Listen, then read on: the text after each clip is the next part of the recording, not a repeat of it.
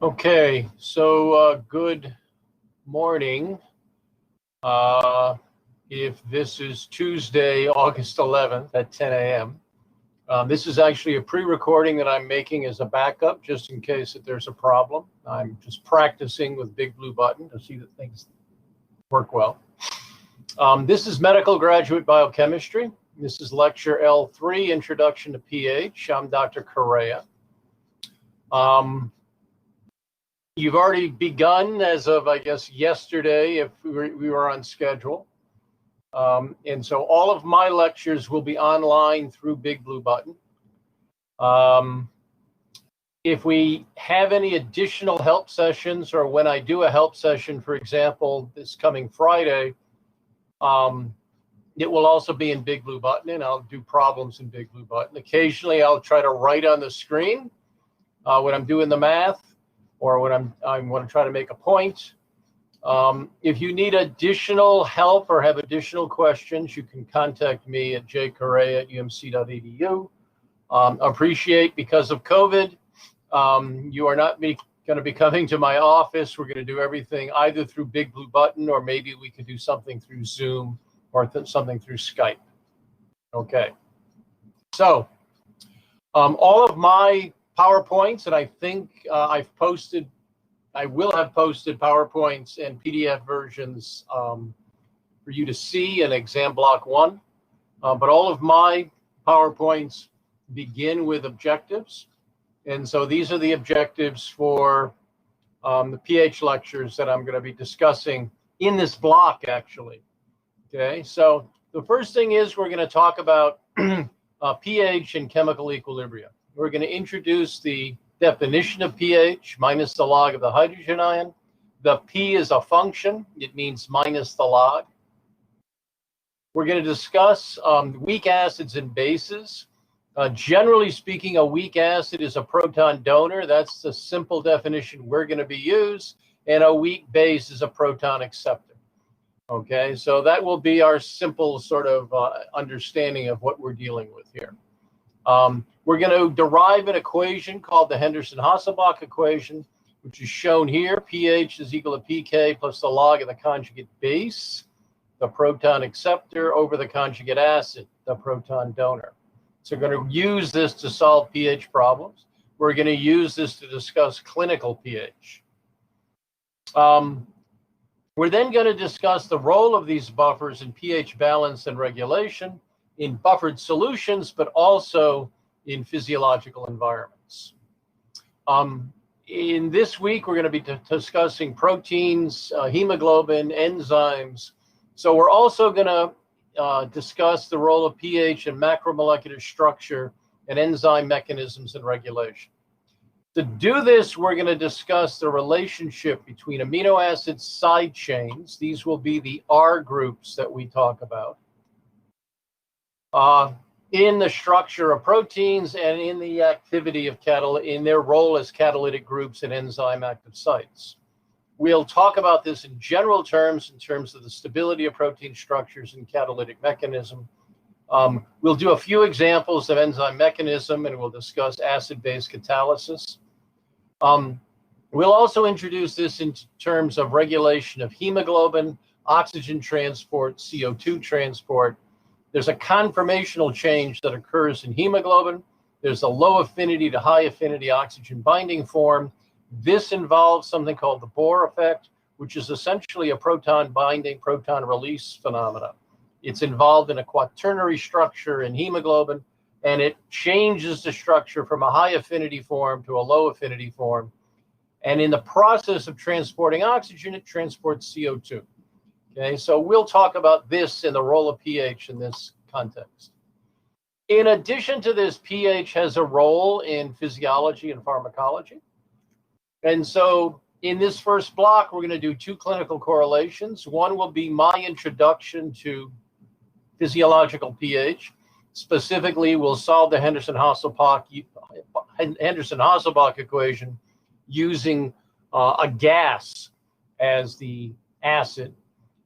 Block 2, clinical correlation 2, will be Dr. Vagat presenting an introduction to arterial blood gases to you, and that will be next Monday.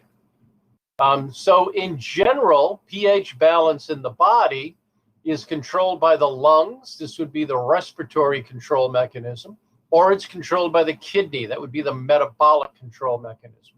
So the lungs control O2, CO2 transport. CO2 is actually an acid. And so when we breathe out CO2, we're actually getting rid of volatile acid. The kidney excretes or reabsorbs bicarb. Bicarb is part of a buffering system. It's part of the CO2 bicarb buffering system. And then the kidney is also involved in excreting other kinds of electrolytes or other kinds of acid forms that it can excrete in its control of metabolic pH. There will be lectures later in the course by John Hassler on mitochondria and ATP synthesis. I think these are the correct lecture numbers. I keep saying I'm going to need to check that. And ATP synthesis in mitochondria involves proton pumping. And then finally, the transport and effectiveness of drugs can be a pH-dependent phenomenon. So for example, many drugs have a protonatable group. They can dissociate, and the uptake in the distribution of drugs can be influenced by the charge that's on these groups. Okay. So let's begin. 70% of you and I is water. Okay, so water is an interesting solvent. It has a tetrahedral electronic structure. This gives it a net dipole. It allows its four nearest neighbors to hydrogen bond either through the oxygens or through the protons. It gives water a cohesiveness, a self-interaction, and this allows water to be a very good solvent. It has a high boiling point and a large heat of vaporization because it likes itself, it binds to itself, and so it takes a lot of energy to vaporize it. Okay? It also contributes to something called the hydrophobic effect. This has to do with the burial of hydrophobic surfaces and the release of water that is bound to those surfaces. That release of water contributes a favorable entropy to the process. Okay, and so the hydrophobic effect in, for example, membrane folding or membrane formation, or the hydrophobic effect in terms of complex formation and protein assembly, is an entropically driven process typically, and so that's due to the properties of water. This is a couple of figures showing you what I just said. Here's a depiction of water space filling in a stick model. Its nearest neighbors are potentially interacting with the hydrogens or the oxygens through some kind of a hydrogen bonding network. Protons are interacting with other water molecules. The white is the protons, or the oxygen is interacting with other protons on other water molecules, as depicted here. In the frozen state, water has this network of hydrogen bonding throughout the structure, stick model or space filling model. And you can see this network of structures is an outcome of the fact that there are every four nearest neighbors can form a hydrogen bond with water. Okay. As you melt the ice, water is a temperature-dependent, extended network of hydrogen bonding. Okay, and so that is what gives water its unusual properties. Here are some examples of what we're talking about. Here's hydrogen bonding between two water molecules, but whatever is in the water can also hydrogen bond with the water. So for example, if you had a carbonyl along a peptide chain, that carbonyl can favorably hydrogen bond with water. But in a peptide structure, that carbonyl could also hydrogen bond with an amide that's in another part of a linear chain in a peptide.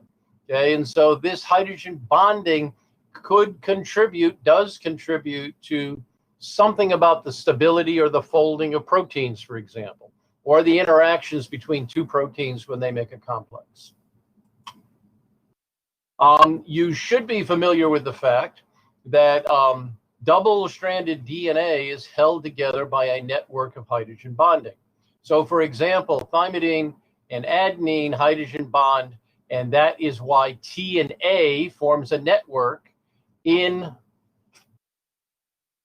DNA. Okay, so it forms a stable hydrogen bond. You should also recognize that the other pair is GC. And so the GC content and the AT content is a reflection of the number of favorable bonds. GC hydrogen bonds, there's usually 3 of them.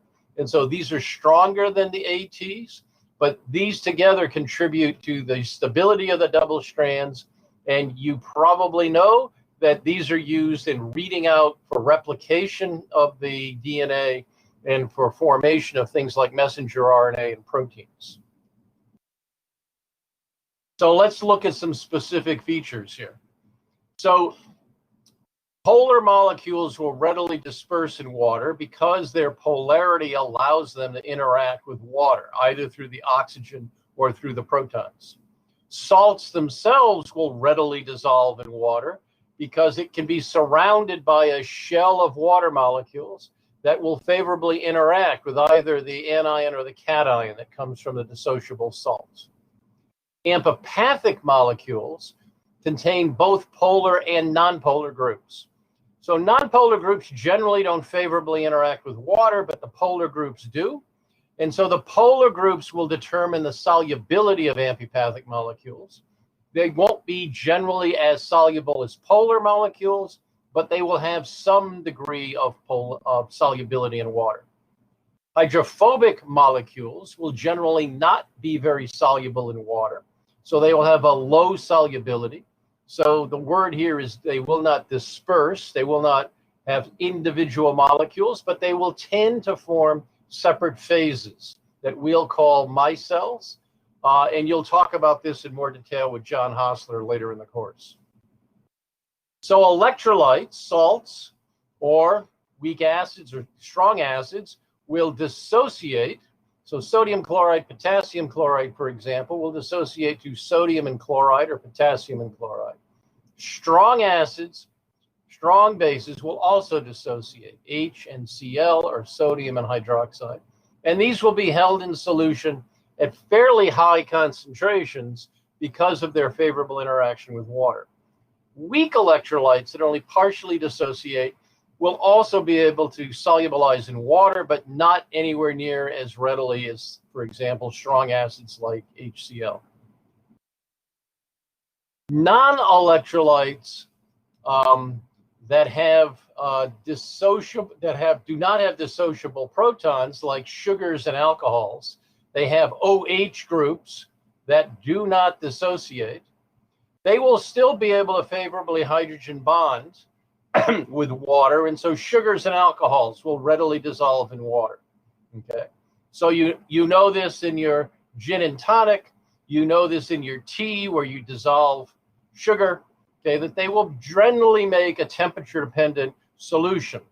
Okay, and so you can have cold iced tea with lots of sugar, and you can have a drink with an alcohol in it and ice. Okay. All right, and so I go back to this figure just to show you over here. This is a picture of potassium ion and a shell of water molecules that's helping to solubilize the potassium. Okay. Now, the hydrogen bonding that we were just talking about is only one of many non-covalent interactions that are involved in protein-protein interactions. And this week, we're primarily focusing on proteins. Lots of these interactions apply to many other molecular interactions in cells, and you'll talk about that with other people. But hydrogen bonding is one of the non-covalent interactions. Another non-covalent interactions are electrostatic bonds. So for example, if you have a dissociated proton on a carboxyl and you have a protonated proton on an alpha amino, then they could form, for example, electrostatic bonds. These are bonds that have a reasonably small distance dependence, so they go as 1 over r or 1 over r squared, depending on whether you're talking about energy or force. But nonetheless, these might contribute to folding of a protein or protein-protein interactions. Okay. There are also interactions called chelate interactions. These have to do with binding sites for things like calcium. Usually a calcium binding site involves 7 ligands. And often, most, if not all of those ligands are carboxylates. So in a protein structure that binds calcium, there'll be a distribution of aspartic acid, glutamic acids that set up a network that is able to ligate to or chelate to the calcium and hold it in a binding site. This network of carboxyls are generally associated with strong conformational changes, and it has something to do with the regulation and the function of that particular protein. Another kind of interaction is something called van der Waals forces. These involve weak complementary hydrophobic surfaces that can interact with one another. This is actually depicted here in this surface where these interactions are able to form weak interactions. They're actually induced dipoles, so we call them van der Waals forces, but generally speaking, they have weak dependence, 1 over r to the 6th dependence. Again, whether it's force or energy, 1 over r to the 6th, 1 over r to the 7th. But generally, you have to get things very, very close for them to be effective. There have to be generally large surface areas to be effective. Okay, so this is another class of non-covalent interactions. And then here's a depiction of the hydrophobic effect that I described a few moments ago. If you have 2 protein surfaces that want to interact, and notice they have complementary surfaces that are able to engage across a wide surface area. There are waters associated with that hydrophobic surface. Usually they're repulsive interactions. The water doesn't like the surface. They don't really favorably interact, but they form a hydrogen-bonded network along the surface. When the proteins come together, they get very close and they squeeze the water out. So the release of that water involves breaking the hydrogen bonds that are associated with this network, but they also involve an increase in the entropy of those water molecules. And so the favorability of this interaction is a combination of favorable entropy and favorable van der Waals forces in making this type of hydrophobic or protein-protein interaction surface. Okay, now let's be a little more quantitative about what we're talking about here. So water itself is a weak electrolyte. It can dissociate into a proton and a hydroxyl. We'll ignore for the moment the fact that this might be a hydronium ion. We'll just call it an H plus instead of an OH3 plus structure. Okay, so the equilibrium constant for this dissociation is 1.8 times 10 to the minus 16, and the way you write the equilibrium constant down for this expression is the proton concentration times the hydroxide ion concentration divided by the water concentration. It's the product of the product concentrations divided by the reactant concentration. Now, generally speaking, water is really high in concentration. It's generally around 55 molar. So we bring this to the other side and we create a new equilibrium constant that involves this K times 55 molar. And we create a term that involves just the proton times the hydroxide ion concentration. And we give this a name. We call it KW. And if we plug numbers in here in a temperature-dependent way, KW is around 1 times 10 to the minus 14. Okay, so this is the definition of KW. It describes the dissociation of water into its 2 constitutive components. An easier way to talk about this is to convert everything to logs. If you take minus the log of KW, then this is minus the log of this term. The log of a product is the sum of the logs. So the log of 1 is 0, and the log of 10 to the minus 14 is minus 14, and minus a minus is a plus 14. So minus the log of KW is 14. And we redefine this as PKW because P is minus the log. Okay. So if we rewrite this as P, we rewrite this P function as pH as the log of 1 over the hydrogen ion concentration. We can do that because it's minus the log of hydrogen ion, and it's log of hydrogen ion raised to the -1 power. Okay, so if you rewrite this as the log, and this may not work well, the log of hydrogen ion raised to the -1 power, that's actually 1 over the hydrogen ion concentration. Okay. Now, in pure water, the hydrogen ion concentration is equal to the hydroxide ion concentration. There's no other source of protons and hydroxides in pure water. So if Kw is 10 to the -14, then H and OH must be 10 to the -7. Because the product of these is 10 to the -14, then the square root must be 10 to the -7. Likewise, the pH must be equal to the pOH, and that must be equal to 7. Minus the log of 10 to the -7 is 7. Minus the log for the hydroxide of 10 to the -7 is 7. So they're both equal to 7. And in other words, the pKw is equal to pH plus pOH is equal to 14. So notice, this is just a log version of Kw being equal to hydrogen ion times hydroxide ion.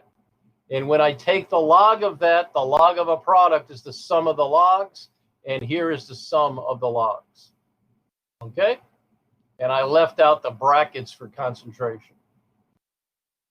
So what this implies is that Kw can be written as the product of these two terms, and it's equal to 1 times 10 to the -14.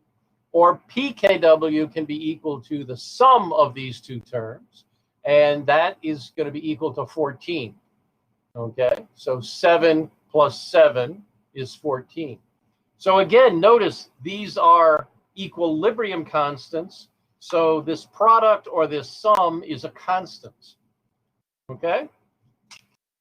So we could write down the hydrogen ion concentration or the pH and then combine that with the hydroxide ion concentration or the pOH. And we know that there will be an equilibrium or a relationship. So at 10 to the -7 pH 7, we know that the hydroxide ion concentration is 10 to the -7 or pOH is 7. However, at pH 4, it's 10 to the -4 hydrogen. It must be 10 to the -10 as hydroxide because the product is 10 to the -14. And it must be pOH of 10 because 10 plus 4 must sum to 14. And you can do this at every pH or pOH value here. So notice as hydrogen ion gets diluted, hydroxide ion concentration gets concentrated. Okay.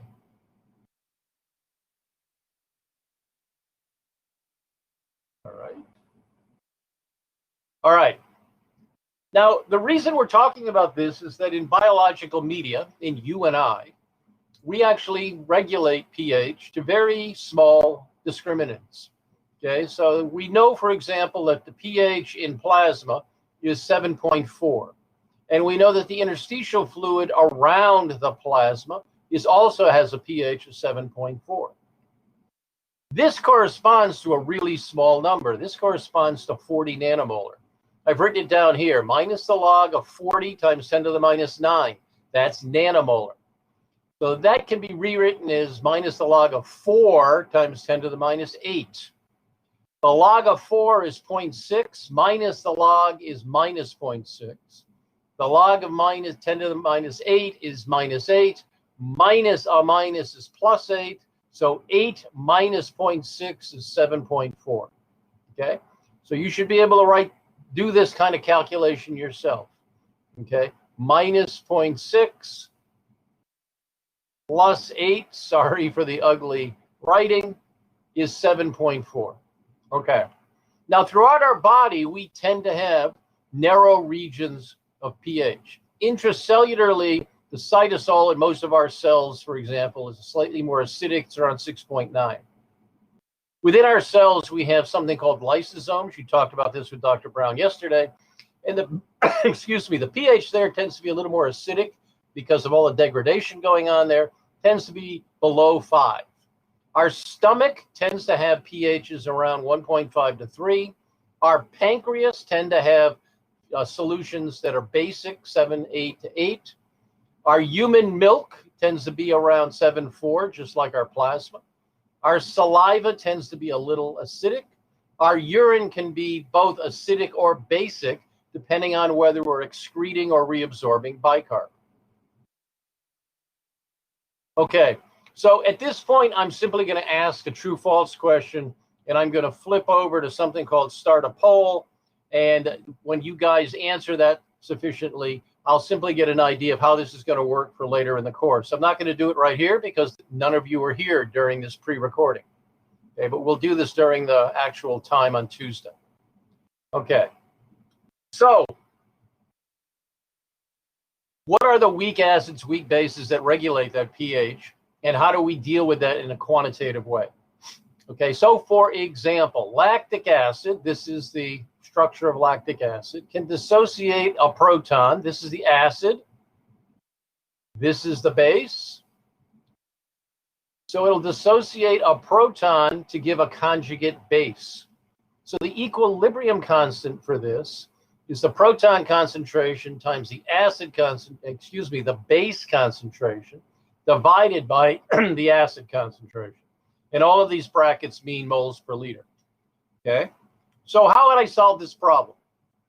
If I had 0.1 molar lactic acid, what would the solution pH be? Given this equilibrium constant, how would I solve this problem? Okay, so if this was freshman chemistry, the way you would solve this problem is you would write down the initial concentration minus the amount of dissociation.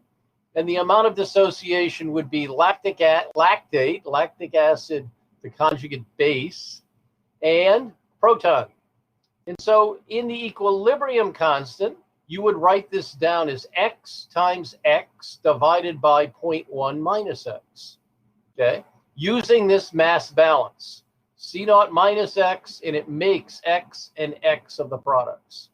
Okay? Now, the way we do this in introductory chemistry is we neglect x. Okay, we say it's small relative to 0.1 molar, so we're just going to neglect it. We're going to bring this to the other side, and we're going to make this 1.38 times 10 to the minus 5, and that's equal to x squared. Okay, so we'll take the square root of the left. We'll get 0.00371. That's 3.71 millimolar. We'll then plug this into the equation for pH minus the log of 0.00371, and the answer is the pH is 2.43. The assumption we made was that the concentration is small relative to the initial concentration. Okay, so 0.00371 divided by 0.1 is 0.0371. It's 3.71%. Okay, and usually in freshman chemistry, you say something like if it's less than 5%, it's a good approximation. If it's not less than 5%, then this becomes a quadratic, and you got to use the equation for solving a quadratic. Okay, but this is the way you might do it in chemistry. Okay, we're going to come back to that in a few moments. So generally speaking, an acid is a proton donor, a base is a proton acceptor, and every weak acid has a conjugate base. And every weak acid, weak base conjugate is associated with a particular pK, a particular dissociation constant that you can write as minus the log of K. So whether it's lactic acid or phosphoric acid or dibasic or monobasic phosphate, every one of these equilibria can be defined by or described by a pK or an equilibrium constant. And every one of these typical reactions that might go on in our bodies, lactic acid, pyruvate, succinate, reactions involving amino acids, reactions involving glucose or phosphate or bicarb, et cetera, all involve this conjugate acid, conjugate base pair. donors and acceptors. Okay? And so you can write these down as the particular structures, and then you can write down the associated equilibrium constant and the associated pK. Now, I've done this a couple of times so far, and so now you should be familiar with this and you should know how to do this. If I give you an equilibrium constant, you should be able to convert this to a pK. Okay? And so you need to take minus the log of K. Notice the top one, acetic acid. It's 1.74 times 10 to the minus 5. Maybe you can see that better than I can. So it's the log of the product. So it's the sum of the logs.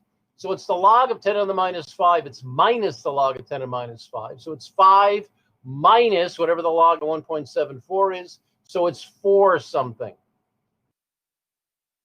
Citric acid here, the first association constant is 8 times 10 to the minus 4. So it's going to be 3 something. 4 minus the log of 8. This one down here is going to be 2.5 for glycine times 10 to the minus 10. So it's going to be 9 something. Well, minus the log of 10 to the minus 10. That's 10 minus the log of 2.5, 9.6. So you should be able to do that and make that connection between a K and a pK. Be familiar with and comfortable with taking minus the logs or taking logs. All right. Now, what else can we do with this in a quantitative way that sort of makes this simpler? So what we're going to do is we're going to derive the Henderson-Hasselbach equation, and we're going to then use this to solve pH problems. Okay? And so here we have an equilibrium constant in general. A conjugate acid dissociates to a conjugate base in a proton. So the equilibrium constant is proton times conjugate base divided by acid. If we rearrange this equation, 1 over H is equal to, so take H to the left and K to the right. 1 over H is equal to 1 over K equilibrium times this ratio, base over acid. And now we're going to take the logarithm of both sides. So the log of 1 over H is here, but from what above we showed you that the log of 1 over H is actually pH. It's the log of H raised to the minus 1 power. It's minus the log of H, that's pH. And then the log of a product, this is the product, is the sum of the logs. So the log of 1 over K is the same as the log of K to the minus 1 power. It's the same as minus the log of K. It's the same as pK. And then this term is the log of the base over the acid. Okay, so the Henderson-Hasselbach equation relates the pH to the pK plus a term involving the log of the base over the acid ratio. And so if you know what the equilibrium constant is, if you know what the pK is, then the equilibrium will be about the middle of that reaction. So for example, if the base over the acid is equal in concentration, then this will be the log of 1. It'll be 0. And so the pH will be equal to the pK. So the equilibrium will be an equilibrium about that pK. This is shown here in this equation or this plot where I am titrating acetic acid to its conjugate base, and the proton dissociated reacts with the additional base to make water. So I'm forcing acetic acid to be at some particular pH. Okay? It starts out as acidic, for example, down in the 2s, and then you titrate in and you turn it into something that's being buffered in the middle and then becomes more basic out here at the end. Okay? So the shape of this equation is the Henderson-Hasselbach equation.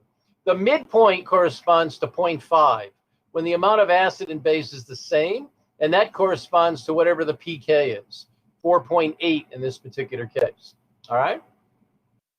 So the buffering region corresponds to when it's between 10 and 90% dissociated, approximately 1/10 to 9/10. All right, and so this region in the middle is where you have appreciable amounts of acid and base to absorb or react with base or acid. Okay, so this question here that's implied is the buffering region between 3.8 and 5.8. It tends to be plus and minus 1 pH unit about the middle. Okay, so at 3.8, let's see if I can write this down here.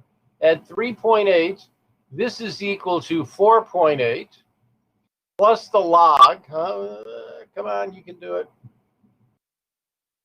Equal to 3.8 plus the log of base over acid. Come on, here we go. Base over acid. Okay, so this has to be a -1 to turn this into 3.8. So the log of -1, okay, to make this -1, then this has to be a log of a number less than 1. Okay, so the log of 1 over 10, or the log of 0.1, is -1. Okay, so if this ratio is 1 over 10, then we'll be at 3.8. Notice this ratio means 10 parts acid. The acid is in the denominator, and 1 part base, the conjugate base. So if we're on the the acid side of the pH curve, right about here, then we'll be at about 1 over 10 in terms of the titration. All right. Alternatively, if we're at 5.8, then this has to be added to 4.8 to make 5.8. So this has to be 1. The log of 10 equals 1. Okay, so in that case, it's 10 over 1. So it's the log of 10 over 1. 10 parts base, 1 part acid. That occurs up here at about 90%, 91%. Okay? So by changing the ratio, you move along this line, and the curve is defined by this functional form. Okay. So that equation is the same for every acid-base pair. Every acid-base pair has that same equation. All right? And then what differs is the functional group and where the pK is.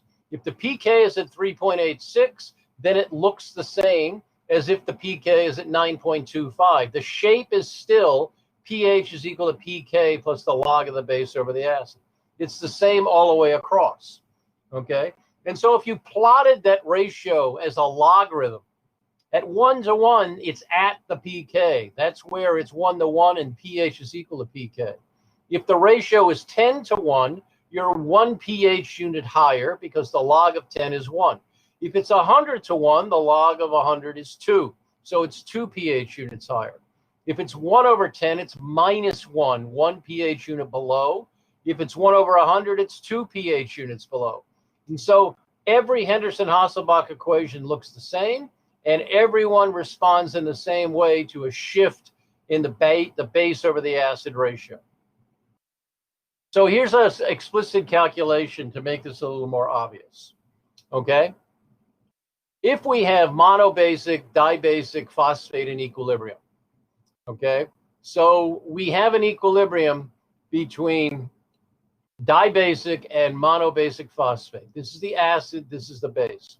If the pK for this reaction is 6.7, the question is, what's the ratio at 5.7, 6.7, and 8.7, a pH of 5.7, 6.7, and 8.7? So the first one it asks is 5.7. So this is going to show this exactly the way I wrote this out a second ago. At 5.7, this is equal to 6.7 plus the log of the ratio. Rearranging, this means that -1 is equal to the log of the ratio. What log or the anti-log of what gives me -1? That answer is 1 over 10 or 0.1, as I just said. Thus, the ratio at 5.7 is 1 over 10. At 6.7, obviously 6.7 equals 6.7, so the anti-log of 0 is 1, and so the log of 1 over 1 is the ratio. Okay? At 8.7, it's 8.7 plus 2 is equal to, it's the log of the ratio is 6.7 plus 2 is equal to 8.7. So what is the anti-log of 2? The answer is 100 to 1. Okay, so the log of 100 over 1 is 2. 2 plus 6.7 equals 8.7. So you should be able to know how to do that. All right? So let's go back to this problem we did a few moments ago. If you have 0.1 molar acid with an equilibrium constant of 1.38 times 10 to the minus 4. Instead of solving this as an equilibrium constant and taking x squared, neglecting and taking x squared, let's solve it this way. Let's write the Henderson-Hasselbach equation down. And now the concentration of the base is x, and the concentration of the acid is 0.1 minus x. So it's the same way we wrote it out before, but now we're putting terms into the log ratio. And let's again neglect this, okay? And then let's write this out and break it up. It's the pK plus the log of x minus the log of 0.1. This divide by means minus the log, okay? So minus the log of 0.1, it can be added into this equation. Now, in a general term, and so in a general term, as we were just doing, okay, minus the log, the 0.1 is the initial concentration, C naught, all right? The log H here, the X, is actually the proton concentration, okay? So we can rewrite this as pH is equal to pK plus the log of the proton concentration minus the log of C naught.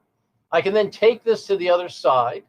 So I'll have pH minus the log of proton, but this is pH. So I'll have pH plus pH. I'll have 2 pH is equal to the pK, 3.86.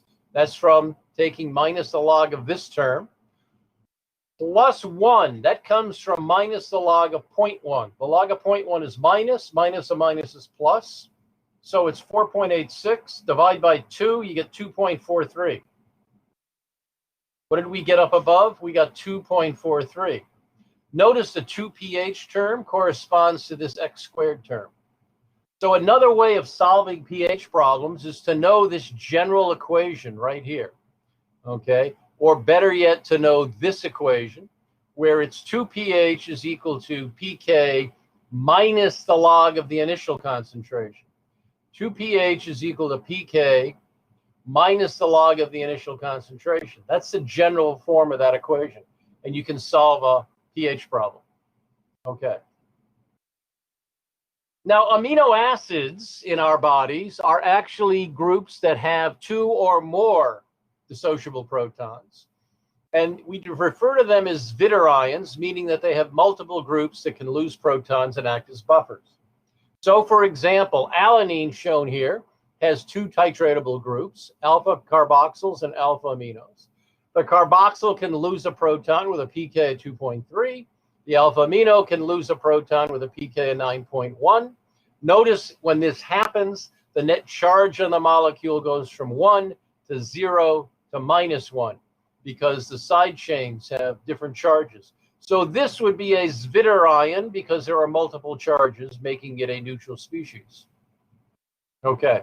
And so if you look at the titration curve of alanine, there's actually 2 dissociable protons. So the equivalence of proton added is 2.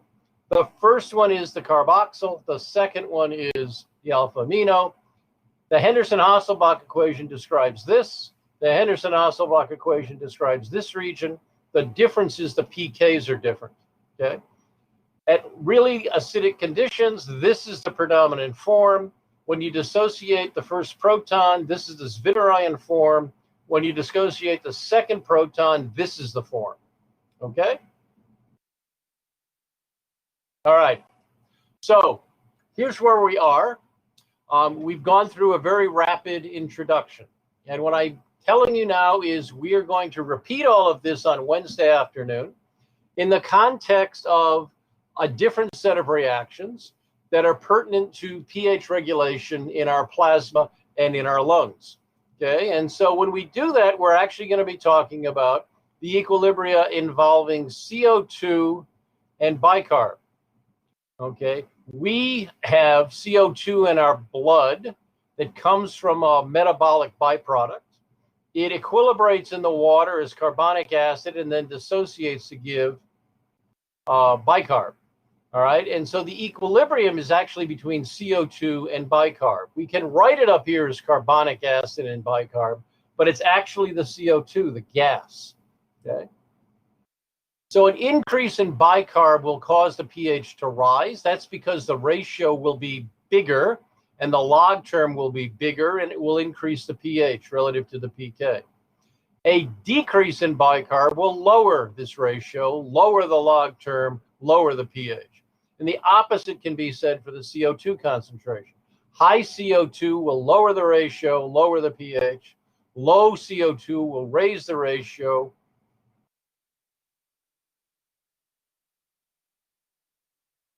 and increase the pH above the pK. Okay. We're going to talk about this as a diagnostic tool, for example, for diagnosing chronic obstructive pulmonary disease or emphysema, et cetera, et cetera. That'll be the topic of our next lecture. The main issue here is that CO2 is a volatile gas. And so that will be the interesting thing. We're going to change our units here to partial pressure. I also mentioned earlier that drug absorption is one of the things that is affected by pH, and this is demonstrated here. The example is aspirin. Okay, so you can write down a Henderson-Hasselbach equation for aspirin, where there's a dissociable proton, an acid form, and a basic form. If the pK of aspirin is 3.5, in our stomachs at pH 1.5, this will be mostly protonated. It's 2 pH units below the pK, so the ratio will be 1/100. So it will be mostly protonated and uncharged. That means it can dissociate across the membrane between the stomach and the blood, and 99% of that material can dissociate. Okay? So the mathematics of that, and this is something that can occur for many, many different kinds of drugs. So the mathematics of that are shown here on the next slide. I have time to go through this. Here's the structure of aspirin. In the stomach, the pH is 1.5, so that means this difference is -2. The antilog of -2 is 1/100. So the fraction of AH is 100/101. There's 100 parts acid, 1 part base. That means it's 99% uncharged. That means it's 99% transportable. Once it crosses from the stomach into the blood, the pH changes. Okay? And so suddenly it's pH 7.4. This pK is not changed. It's a constant. So the difference here is 3.9. So the question is, what's the antilog of 3.9? And the answer is it's something around 8,000. So it's 8,000 parts conjugate base, and it's 1 part conjugate acid. So now it's 1 part out of 8,000 is neutral, uncharged. That's 0.01%. Okay? 0.01% is available for passive diffusion from the blood across a membrane. So, for example, if you took 2 aspirin, the typical aspirin has 325 milligrams. So if you took 2 aspirin, 0.01% corresponds to 0.08 milligrams. Okay? So is that the clinical dose? Do you take 2 aspirin, but you only actually need 0.08 milligrams? Is that how it gets to its site of action?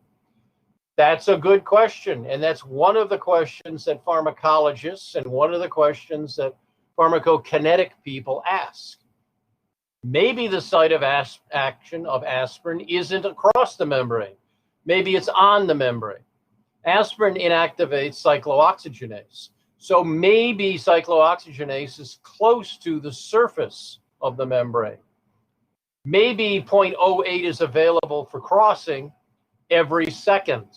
And it constantly re-equilibrates, and a little crosses, and a little crosses, and a little crosses. Maybe it only takes a small dose to be effective. The critical point here is that it's an irreversible activation. So maybe it's the irreversibility of aspirin that explains the clinical dose of aspirin.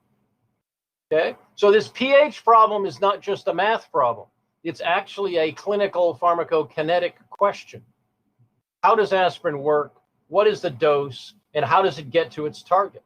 So this is something that we can do with pH. Okay? All right, so here's another problem. You should go through this by yourself. And here's another description that involves a similar derivation of Henderson-Hasselbach, where you don't add the weak acid, you actually add the weak base. You add sodium acetate, for example. How do you solve that pH problem? That's outlined here, okay? So I'm going to stop there. I think I'm done with slides. I mentioned that we'll repeat some of this on Wednesday. If you have any questions, you should email me. I'm looking in the live lecture. I'm looking for questions from the chat. Okay, and if we have questions that we need to go over, we can do that as a group in a different session. Okay, so it's 50 minutes, a little over 50 minutes, and so I'm going to stop this recording, and it will be available to you in I'm not sure where it's going to be available to you. Somewhere in the exam block, this will be available to you, so you can go look